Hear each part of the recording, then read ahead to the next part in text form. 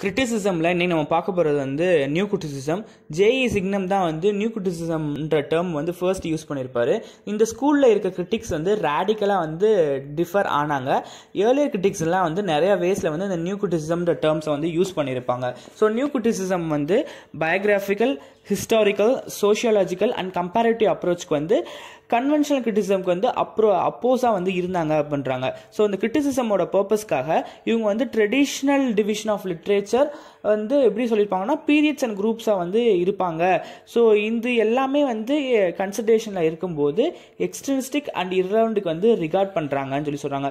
Like ஒரு work of ஆர்ட்டை வந்து அதோட மெரிட்ஸ் வச்சு தான் ஜட்ஜ் பண்ணணும் அப்படின்னு சொல்கிறவங்க தான் வந்து நியூ கிரிட்டிசிசம் கிரிட்டிக்ஸ்ன்னு சொல்லி சொல்கிறாங்க. ஸோ அவங்க கிரிட்டிசிசம் வந்து ஒரு இன்ட்ரின்சிக் ஆர் டெக்ஸ்டுவலாக ரிலேட் ஆகி தான் இருக்குமே தவிர ஒரு எக்ஸ்ட்ரினிஸ்டிக்காக வந்து இருக்காது அப்படின்றாங்க. லைக் எக்ஸ்டர்னல் ஃபேக்டரோட இருக்காது அப்படின்றாங்க. ஸோ ஒரு போம் வந்து ஆர் ஒரு பீஸ் ஆஃப் லிட்ரேச்சர் அண்ட் அதுக்குள்ளே இருக்கிற என்டிட்டி, அதோட ஓன் என்டிட்டி வந்து அதுக்குள்ளேயே தான், அதை சுற்றி தான் வந்து இருக்கணுமே தவிர ஸோ அது வந்து டிஃபர் ஆகி இருக்கக்கூடாது, லைக் செப்பரேட் ஆகி இருக்கக்கூடாது. ஸோ ஒரு போய்ட்டோ ஒரு ஒர்க் ஆஃப் ஆர்ட்டோ அவங்களோட சோஷியல் கல்ச்சரில் வச்சு செப்பரேட்டாக இருக்கக்கூடாது, அதுக்குள்ளேயே வந்து அந்த சோஷியல் மில்லியோடையே ப்ரொடியூஸ் ஆகணும் அப்படின்னு சொல்லி சொல்கிறாங்க. ஸோ இந்த ஸ்டடி வந்து டெக்ஸ்ட்டை தான் வந்து எம்ஃபசைஸ் பண்ணுச்சு அண்ட் வேர்ட் பை வேர்டாக வந்து அனலைஸ் பண்ணுச்சு அண்ட் இன்டர்பிரேஷனை வந்து எம்ஃபசைஸ் பண்ணுச்சு அப்படின்னு சொல்லி சொல்கிறாங்க. ஸோ மூணு தான். ஸோ டெக்ஸ்ட் அனலைஸ் பண்ணுச்சு, வேர்ட் பை வேர்டை அனலைஸ் பண்ணுச்சு, நெக்ஸ்ட் வந்து இன்டர்பிரேஷன். ஸோ இது மூணு வந்து பேஸ் பண்ணி தான் வந்து நியூ கிரிட்டிசிசம் இருக்குது அப்படின்னு சொல்லி சொல்கிறாங்க. ஸோ ஒரு போமோட மியூசிக்கை வந்து இமேஜரி அண்ட் வேர்சிஃபிகேஷன் அண்ட் அதோட டோட்டல் ஸ்ட்ரக்சரை வந்து ஒரு சீம்லெஸ் ஹோலாக ஒரு மொத்தமாக வந்து அக்கௌண்ட்டை வந்து மீன் பண்ணி அதோட ஹோல் ஃபார்மை வந்து அரைவ் பண்ணுறாங்க, அதோட மீனிங் வந்து அரைவ் பண்ணுறாங்கன்றது தான். ஸோ வேர்ட்ஸை சவுண்டோட ரெஃபரன்ஸை வச்சு தான் வந்து படிக்கணும், அதோட எமோஷனல் அண்ட் சிம்பாலிக்கை வந்து சிக்னிஃபை பண்ணணும் அந்த வேர்டு வந்து அப்படின்றாங்க. ஸோ நியூ கிரிட்டிசம் வந்து ப்ரிடாமினென்ட்லி வந்து டெக்ஸ்டுவல் நேச்சராக தான் வந்து இருக்குன்றாங்க.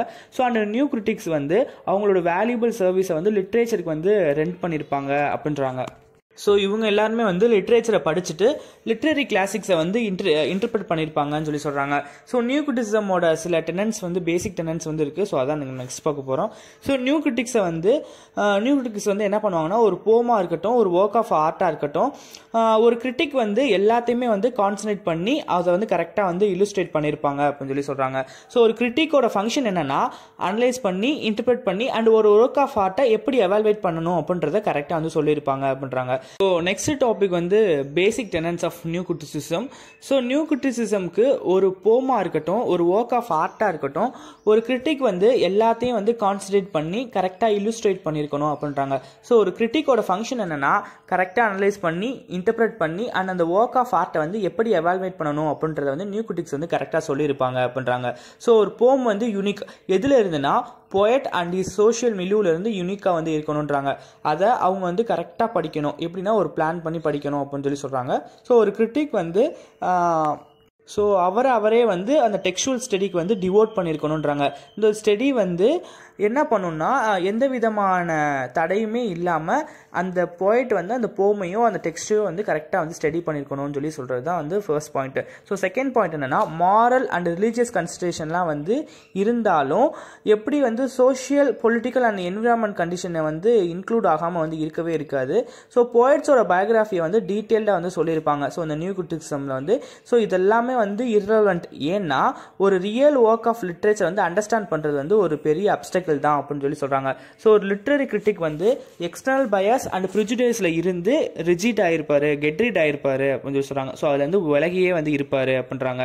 ஸோ ஒரு கிரிட்டிக் வந்து ஒரு ஒர்க் வந்து எப்படி அப்ரோச் பண்ணணும்னா ஒரு ஓப்பன் மைண்டோட தான் வந்து படிக்கணும், அதுவும் அந்த ஒர்க்கோட அப்படியே எடுத்துக்கணும் அப்படின்னு சொல்லி சொல்றாங்க. இதுதான் வந்து second point. So third point என்னன்னா எந்த லிட்ரரி தியரினால ஒரு கிரிட்டிக் வந்து ஹேம்பர்டோ ஆர் ப்ரிஜுடைஸ்டோ ஆயிடக்கூடாதுன்றது தான் தேர்ட் பாயிண்ட்.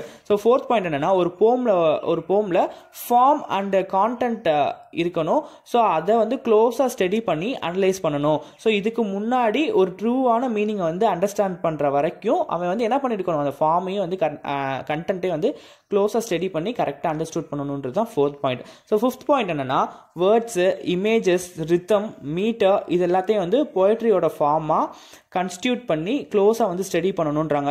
ஸோ ஒரு போம் வந்து organic whole, so different parts of போம்லாம் வந்து இன்டர் கனெக்ட் வந்து ஆயிருக்குன்றாங்க. ஸோ இந்த இன்டர் கனெக்ஷன்லாம் வந்து ஒன்று வந்து கனெக்ட் ஆகி தான் வந்து இருக்கும். ஸோ டோட்டல் மீனிங்கை வந்து ஃபாலோ பண்ணி க்ளோஸாக எக்ஸாமின் பண்ணி இதில் தான் வந்து ப்ரோஸ் என்ன தான் இருந்தாலும் பேராஃப்ரேஸை பண்ணாலும் டோட்டல் மீனிங் வந்து கரெக்டாக இருக்கணும் அப்படின்னு சொல்கிறாங்க. ஸோ 6 பாயிண்ட் என்ன சொல்கிறாங்கன்னா, வேர்ட்ஸை ஸ்டடி பண்ணுறது, அரேஞ்ச்மெண்ட் ஆஃப் வேர்ட்ஸு, ஸோ அந்த வேர்ட்ஸ் வந்து எங்கே ஆக்ட் பண்ணும், எங்கே ரியாக்ட் ஆகும் அப்படின்றதெல்லாம் வந்து இம்பார்ட்டன்ட் அப்படின்னு சொல்கிறாங்க. ஸோ வேர்ட்ஸ் வந்து லிட்டரல் சிக்னிஃபிகன்ஸை மட்டும் கொடுக்கறது இல்லாமல் எமோஷனலாகவும் சில நேரம் வந்து அசோசியேட் ஆகிருக்கும் அப்படின்னு சொல்கிறாங்க. அண்ட் சிம்பாலிக்காகவும் வந்து அந்த வேர்ட்ஸ் வந்து சில நேரம் வந்து சிக்னிஃபை பண்ணும் அப்படின்றாங்க. ஸோ இது எல்லாத்தையுமே வந்து க்ளோஸாக அனலைஸ் பண்ணணும். எதுக்குன்னா டோட்டல் மீனிங்கை வந்து பிரிங் அவுட் பண்ணுறதுக்கு அப்படின்றது தான் 6 பாயிண்ட்.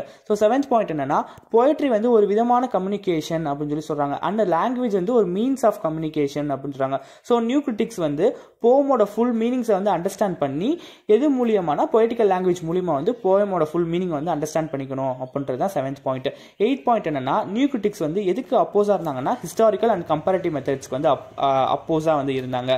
ஸோ 9th வந்து என்னன்னா, நியூ கிரிட்டிக்ஸ் வந்து எப்படி இருந்தாங்கன்னா ஒரு ஆன்டி இம்ப்ரெஷனிஸ்டிக்காக வந்து இருந்தாங்கன்றாங்க. ஸோ ஒரு கிரிட்டிக் வந்து போமோ வந்து க்ளோஸாக அப்ஜெக்டிவ் அண்ட் ப்ரீசைஸாக வந்து ஸ்டடி பண்ணணும், ரொம்ப க்ளோஸாக படிக்கணும், அதுவும் அப்ஜெக்டிவாக இருக்கணும், அதுக்கப்புறம் ரொம்ப ப்ரீசைஸாக வந்து இருக்கணும் அப்படின்றாங்க. ஷார்ட் அண்ட் ஸ்வீட்டாக. ஸோ 10th பாயிண்ட் என்ன சொல்கிறாங்கன்னா, இன்னும் ஷார்ட்டாக சொல்லணும்னா நியூ கிரிட்டிக்ஸ்லாம் வந்து டெக்ஸ்டுவல் ஸ்டடியை வந்து க்ளோஸாக கான்சன்ட்ரேட் பண்ணாங்க. ஸோ அந்த க்ளோஸ் ஸ்டடியில் தான் வந்து ஃபார்ம், டிசைன் அண்ட் போயட்ரியோட டெக்ஸ்சர் வந்து இருந்துச்சு அப்படின்றாங்க. ஸோ இதெல்லாம் வந்து பேசிக் டெனன்ஸு. ஸோ நெக்ஸ்ட் வந்து அதோட shortcomings, limitations of new கிரிட்டிக்ஸை தான் நெக்ஸ்ட் நம்ம பார்க்க போகிறோம். ஸோ இந்த நியூ கிரிட்டிக்ஸ்லாம் வந்து டெக்ஸ்டுவல் அனலைசிஸோட ரொம்ப ப்ரீ ஆக்குபைடாக வந்து இருப்பாங்க. ஸோ இந்த எக்ஸசிவ் ப்ரீ ஆக்குபேஷன் வந்து என்ன பண்ணுன்னா வேர்ட்ஸ், இமேஜஸ், பேரடாக்ஸ், ஐனிலலாம் இருக்கும். ஸோ அது வந்து போயமோட ஆர்கானிக் ஹோலை வந்து மறக்க வச்சிரும் அப்படின்றாங்க. ஸோ இந்த பார்ட்ஸோட ப்ரீ ஆக்குபேஷனால ஹோல் போயமோட பியூட்டியை வந்து அவங்க வந்து இக்னோர் பண்ணிடுவாங்க அப்படின்றது first point. So second point என்னன்னா, நியூ கிரிட்டிக்ஸோட அப்ரோச் வந்து ரொம்ப டாக்மேட்டிக் அண்ட் நேரோவாக வந்து இருக்கும். ஸோ இவங்களை பொறுத்தளவு டெக்ஸ்டுவலாக ஸ்டடி பண்ணி அனலைஸ் பண்ணி ட்ரூத் அரைவ் பண்ணுறது கஷ்டம் தான் அப்படின்றாங்க. ஸோ நிறைய அப்ரோச்சஸ்லாம் வந்து அதோட வேல்யூ அண்ட் சிக்னிஃபிகன்ஸ் பற்றி சொல்லும். ஸோ இந்த மாதிரியான historical, sociological and psychological approach மாதிரி எல்லாமே வந்து பாசிபிள் வேலையும் வந்து ட்ரை பண்ணி போயமோட வந்து ட்ரூத் அரைவ் பண்ணும் அப்படின்ற மாதிரி சொல்கிறாங்க. ஸோ தேர்ட் பாயிண்ட் வந்து ஒர்க் ஆஃப் ஆர்ட் வந்து ஏஸ்தட்டிக் அண்ட் மாரல்ன்ற 2 ஃபங்க்ஷனில் தான் வந்து பேஸாக இருக்கும் அப்படின்றாங்க. ஸோ ஓல்டர் கிரிட்டிசிசம் வந்து பண்ணுது அப்படின்றாங்க. ஸோ ஓவர் எம்ஃபசைஸ் பண்ணுது, லிட்ரேச்சரில் வந்து மாரலை வந்து அதிகமாக வந்து கான்சன்ட் பண்ணுச்சு அப்படின்ற மாதிரியும் சொல்கிறாங்க. ஸோ நியூ கிரிட்டிக்ஸ் வந்து இன்னொரு எக்ஸ்ட்ரீமில் போய் பார்த்தா அதோட டோட்டலையும் வந்து என்ன பண்ணியிருக்கோம், எக்ஸ்ட்ரீமில் போய் நெக்லெக்ட் ஆகிருக்கும் அப்படின்றாங்க. ஸோ ஆர்ட்டை வந்து நம்ம லைஃப்ல இருந்து சுத்தமாக வந்து டிவோர்ஸ் பண்ணவே வந்து முடியாது. ஸோ நம்ம லைஃப்பும் ஆர்ட்டும் வந்து ஒரு பார்ட் அண்ட் பார்சல் மாதிரி அப்படின்றது தான் third point. So next point என்னன்னா, ஒரு ஒர்க் ஆஃப் ஆர்ட்ல அப்ஜெக்டிவ் அண்ட் சயின்டிஃபிக் ஸ்டடியில் கிரிட்டிக் வந்து என்டையராக ரியாக்ஷனை வந்து இக்னோர் பண்ணிடுவாங்க அப்படின்னு சொல்கிறாங்க. ஸோ சப்ஜெக்டை வந்து டன்னவே பண்ணியிருக்க மாட்டாங்க. அண்ட் எலமெண்ட்டை வந்து டோட்டலாக கிரிட்டிக்கோட இம்ப்ரெஷனோட சிக்னிஃபை பண்ணியிருப்பாங்கன்றதான் அடுத்த பாயிண்ட்டு.